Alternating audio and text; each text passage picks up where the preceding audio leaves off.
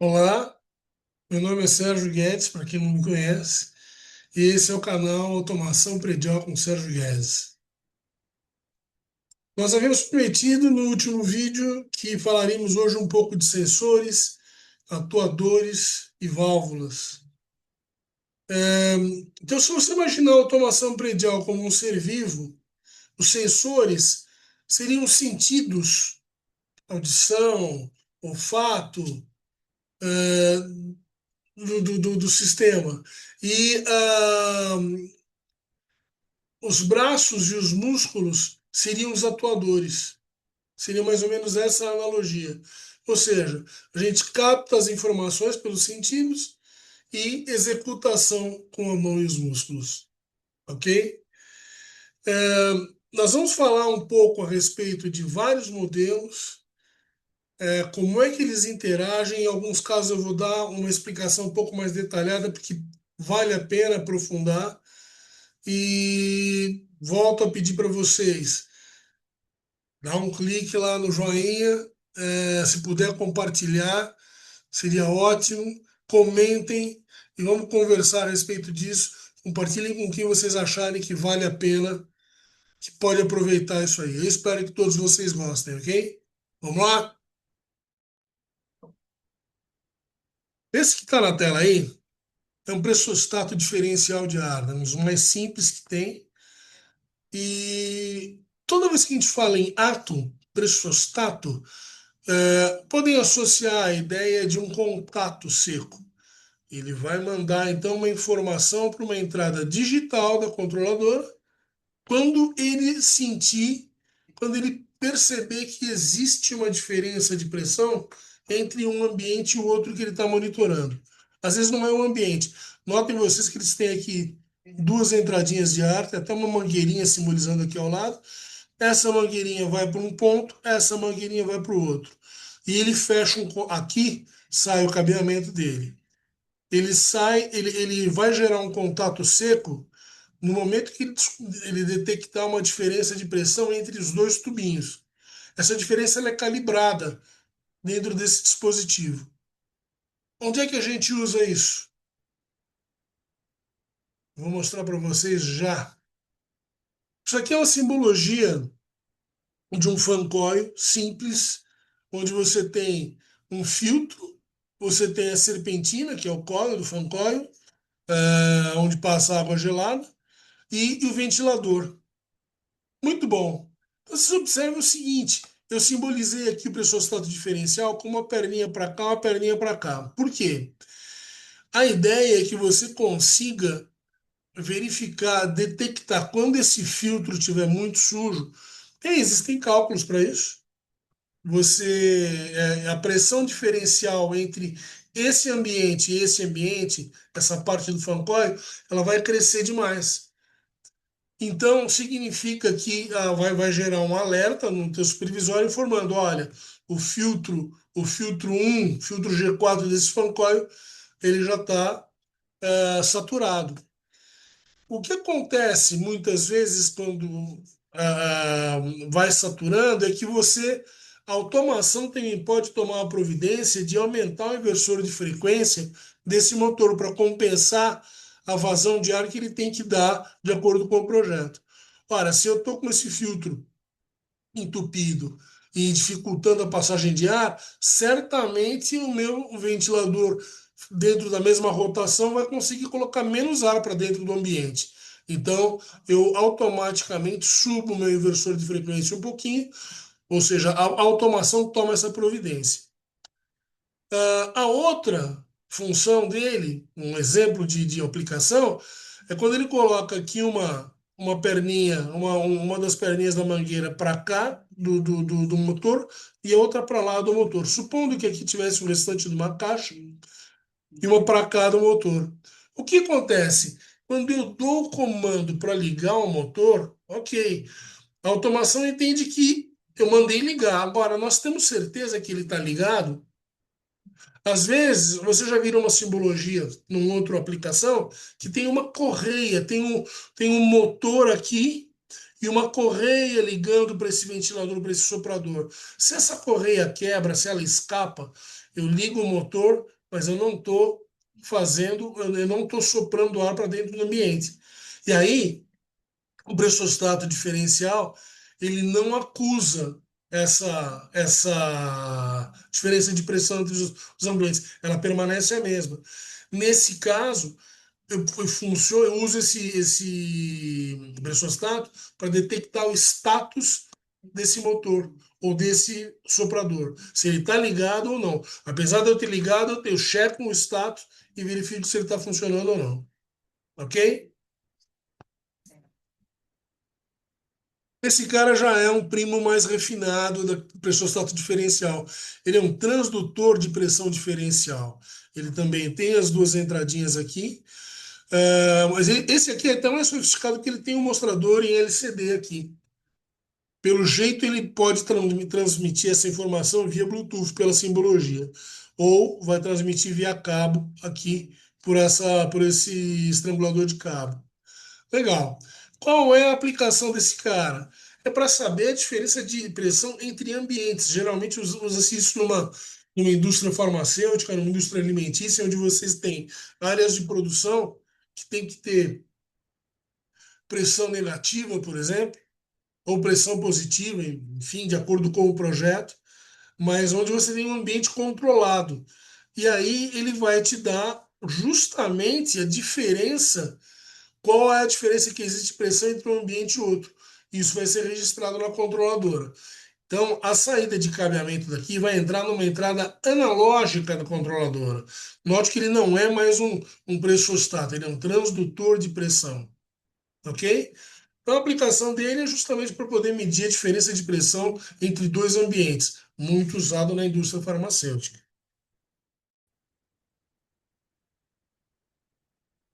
A gente vai falar um pouquinho agora de sensores, e eu vou começar com sensores de temperatura. Eu achei que valia a pena fazer um comentário, porque é muito provável que vocês vão se deparar com uma nomenclatura estranha. Porque o sensor de temperatura vocês vão encontrar uma nomenclatura PT100 ou PT1000. O que significa dizer PT100 e PT1000? Significa dizer que esse sensor ele é feito com uma unidade de platina. E o sensor de temperatura PT1000, por exemplo, funciona medindo a variação da resistência elétrica do elemento sensor, que é de platina, em função da temperatura. A resistência, nesse caso, ela aumenta com o aumento da temperatura. De acordo com o aumento da temperatura, aumenta a resistência e essa informação que vai ser captada pela controladora. O que acontece, a diferença entre o PT100 e o PT1000 é o seguinte: o PT100 ele tem uma resistência de 100 ohms a 0 graus centígrados, enquanto o PT1000 tem 1000 ohms a 0 graus centígrados. E a partir daí ele faz a comparação ou a proporcionalidade de medição de temperatura, ok? Então, o PT100 e o PT1000 nada mais nada mais é do que um sensor com um elemento de platina e que você vai ter uma referência de 100, a PT100 vai ter uma resistência de 100 ohms a 0 graus e a PT1000, 1000 ohms a 0 graus, ok? Aí eu já comentei com vocês no vídeo anterior que você tem sensor para ambiente, você tem sensor para duto de ar e para tubulação de água. Esse é um exemplo de sensor de qualidade de ar. Ele vai medir temperatura, umidade e CO2 para duto de ar. Então, lembra que o Fancoil, aquele diagrama que mostrava um ambiente sendo tratado com ar de Fancoil, tinha uma tubulação que fazia o retorno e trazia o ar da sala para ser recirculado no Fancoil. Geralmente eu uso um negócio desse no retorno, porque ele está pegando toda a concentração ou a média da concentração, tanto da temperatura como da umidade e do CO2, daquele ambiente no retorno. Claro que a temperatura não vai estar de acordo com aquilo que está no ambiente. Ele já ganhou um pouco de temperatura saindo do ambiente e transitando por esse duto. Mas você consegue fazer, estabelecer uma diferença depois de avaliar a, a situação da instalação, você consegue definir quando eu meço aqui no duto de retorno, vamos dizer 27 graus, é porque eu tenho 25 graus no ambiente na média. Essa é a aplicação para ele.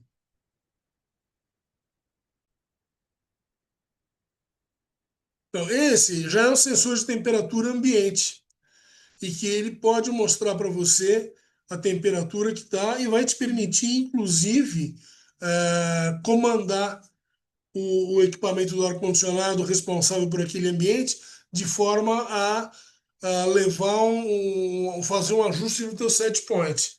Então, isso está aplicado no ambiente, tem o cabeamento que vai até a controladora responsável por esse fan coil e faz esse ajuste para você, ok?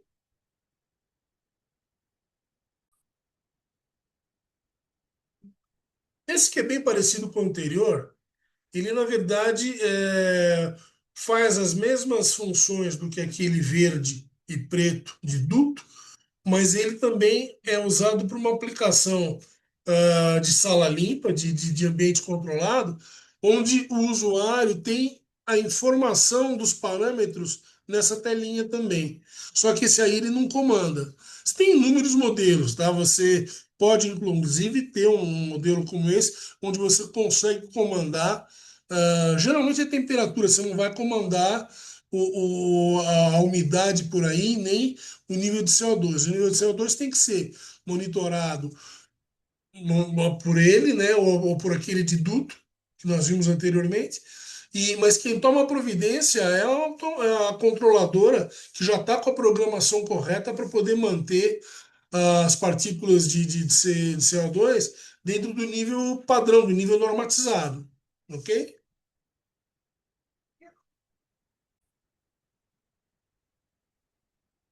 Esse vocês notam que é bem semelhante àquele de duto que nós mostramos há pouco, só que esse é para tubulação de água.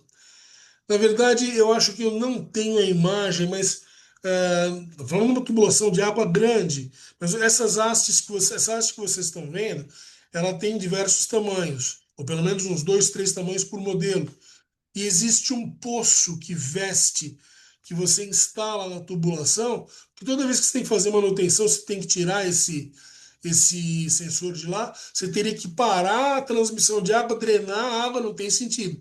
Então você mete um poço que é do mesmo tamanho, um pouquinho maior do que a haste, um pouquinho maior do que essa haste, instala isso na tubulação. Quando você tira esse sensor, o poço fica instalado lá, mas não está vazando água nenhuma.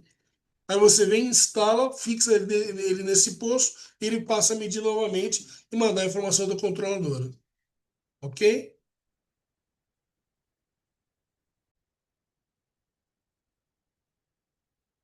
Esse, gente, é o irmão daquele primeiro sensor, que é o pressostato diferencial de água. Você vai perguntar, pô, mas aquele lá eu podia usar para ver status de motor, por exemplo. Esse aqui também você pode ver para usar para ver status de bomba. Mas é caro. Na verdade, você pode usar para ver status de bomba outros recursos, né? Também o do motor do fan coil. É que o motor do fan coil tem a correia, então isso às vezes acaba criando um problema para a gente, tá? Porque a correia você pode medir o motor está ligado, mas ele não, o soprador não está porque a correia quebrou. É uma situação diferente. Mas aqui você consegue ver a diferença de pressão de água entre uma linha e a outra. Ele não está mostrando aqui os dois, ou seria por aqui, que agora eu não lembro, eu pouco manuseei esse equipamento. Talvez seja por aqui que você consiga ter uma entrada, a medição, uma perna para um ambiente, essa aqui para o outro ambiente. Ou talvez seja por aqui. Eu não sei lhe dizer, mas a função é essa, ok?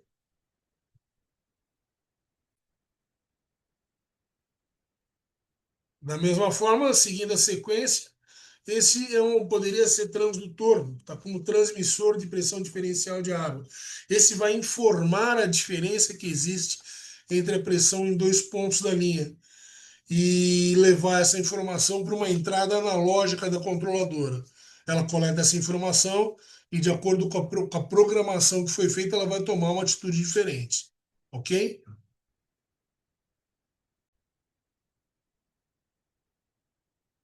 Esse vai medir exatamente a pressão daquele ponto na linha. Não tem comparação com nenhum outro ponto, ele vai medir a pressão nominal daquele ponto de água na linha, ok?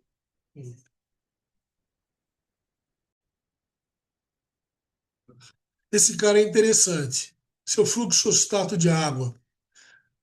A gente vai acabar passando mais adiante, vocês já devem ter ouvido falar, até comentei um pouquinho em outros vídeos, a respeito da central de água gelada, onde se produz água gelada, onde chillers produzem água gelada. E lá tem uma série de equipamentos, muitas bombas, vocês podem ter as torres de arrefecimento, se o chiller for de condensação a água. E esse cara, você não pode ligar um chiller antes de ligar as bombas de circulação de água. Porque se você ligar o chiller com água parada, ele congela a água que está lá dentro e aí você tem um trabalhão danado para poder descongelar e voltar a funcionar. Ele mesmo, o próprio chiller já tem uma automação de segurança que faz esse tipo de intertravamento. Ele não parte o compressor antes dele certificar que tem fluxo de água. Mas ok, você tem outras aplicações para o fluxostato de água. Ou você vai usar dentro da própria automação do chiller. Mas ele já vem embarcado, não é algo que você vai criar na automação predial. Isso já vem definido pelo fabricante, ok?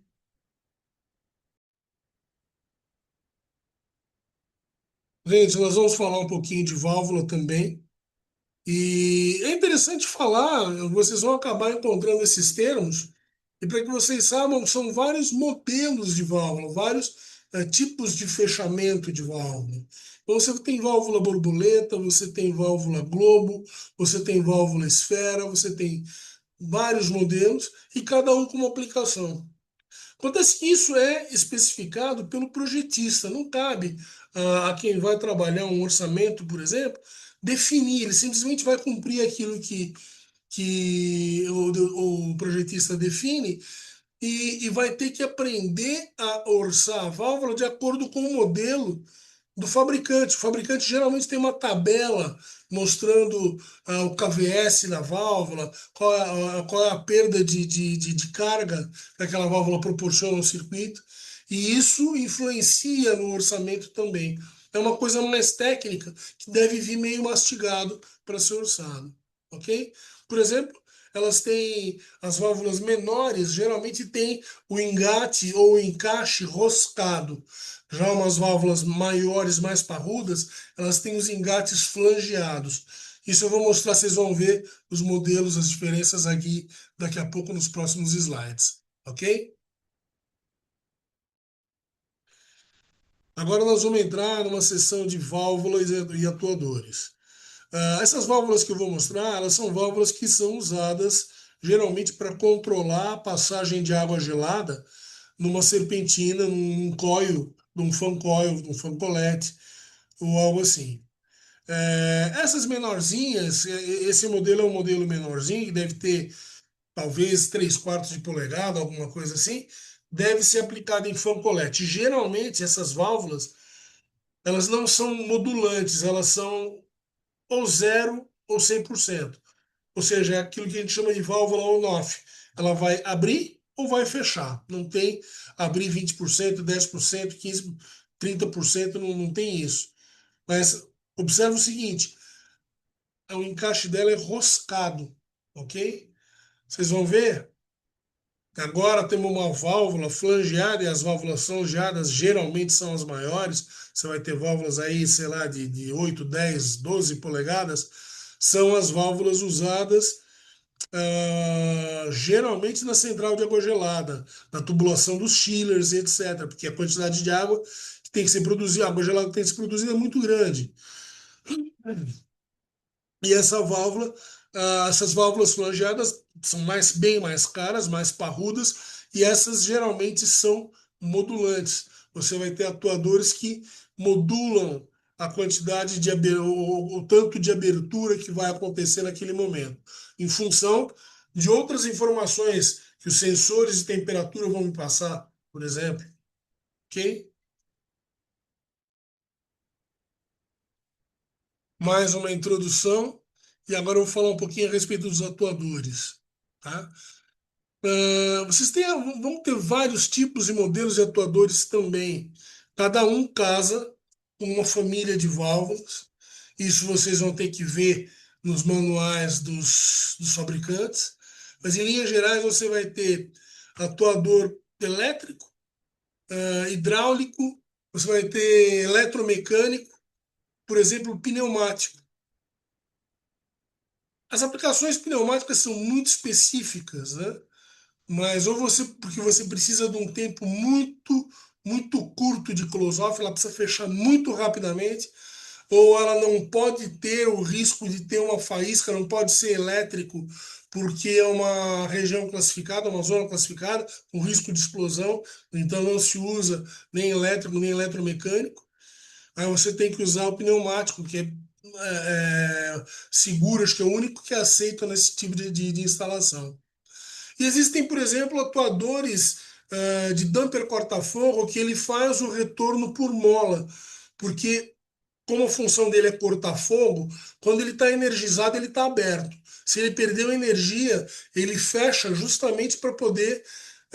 Ele está instalado na tubulação de ar-condicionado para evitar ou impedir ou diminuir a chance de propagação do fogo. Então, ele é um damper que ele, quando está energizado, ele fica aberto.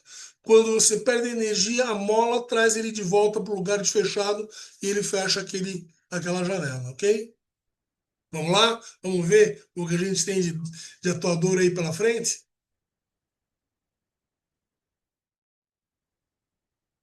Esse é um atuador pequeno, on-off, como eu disse, e ele vai justamente se acoplar àquela válvula de bronze menorzinha que vocês viram 2 slides atrás. Geralmente é usado em fancolete.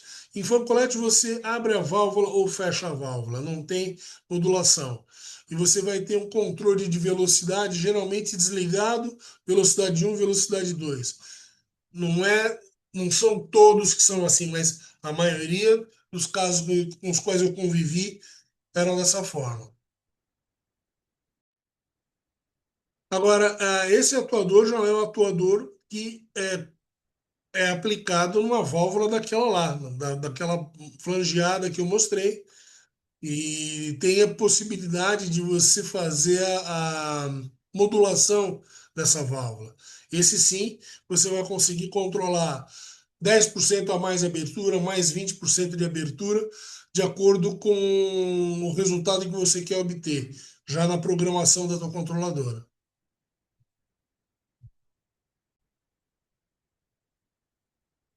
E agora eu aproveito para mostrar o damper motorizado.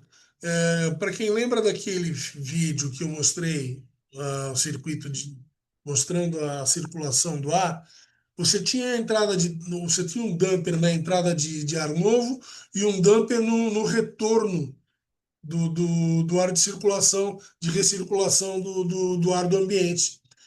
E você tem esse atuador, essa caixinha cor de laranja aqui, é o atuador de damper, e que eu falei que existe um intertravamento entre eles. Quando o ar novo está aberto 20%, a recirculação está aberta 80%. E vice-versa, 40 e 60 e por aí vai. Ou às vezes você fecha a recirculação e abre 100% de ar novo, justamente porque o sensor de CO2 acusou uma saturação muito alta. Então eu preciso renovar o ar e baixar a saturação dentro de um nível que me permita voltar a recircular para dar maior eficiência energética.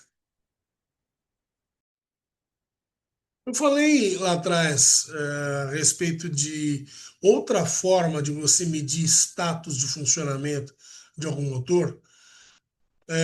E não só motor, mas qualquer carga que você tenha que partir com a automação, é importante que você saiba se ela partiu ou não, porque senão você pode dar um comando para aquele motor e sem saber se ele está funcionando ou não, você pode imaginar, admitir que ele está funcionando e tomar atitudes erradas porque ele não está funcionando.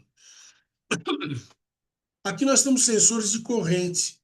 Então, justamente, a gente vai usar, aplicar, instalar esses sensores no quadro de potência do determinado motor, na partida do motor, porque quando a corrente passa por ele, ele acusa e fecha um contato informando a controladora que o motor realmente partiu, que está tendo corrente e ele está funcionando. É, aqui, nesse caso, por exemplo, lá para exemplo do Fancoil, que tem um motor, uma correia e o soprador, não resolveria. Porque mesmo que o motor esteja ligado e a correia não esteja funcionando, eu posso ter uma informação errada. A correia quebrada, eu confirmo que o motor partiu, mas eu não tenho soprador trocando ar com o ambiente, insuflando ar no ambiente. Bom, gente, nós vimos hoje, então, um pouco das válvulas, dos sensores, dos atuadores. Faltou alguma coisa na parte de iluminação, por exemplo, a gente pode ter os relés acionando alguma carga, ou um atuador dimerizando a iluminação. Porque a gente está focando bastante no HVAC. Mas, por exemplo, para você dimerizar a iluminação, você precisaria ter um sensor de luminosidade. À medida que a luminosidade do ambiente natural, a luminosidade natural vai caindo, a própria controladora pode ir dimerizando de forma a manter a quantidade de lux para aquele ambiente sempre constante. E você, naturalmente, vai economizando também energia.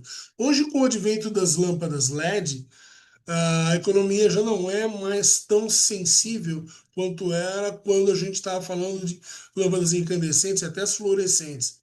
A lâmpada LED realmente consome muito pouca energia. Foi um grande avanço nessa história toda. Vocês viram, então, hoje que sem os sensores e atuadores, o BMS não sente e não move nada, né?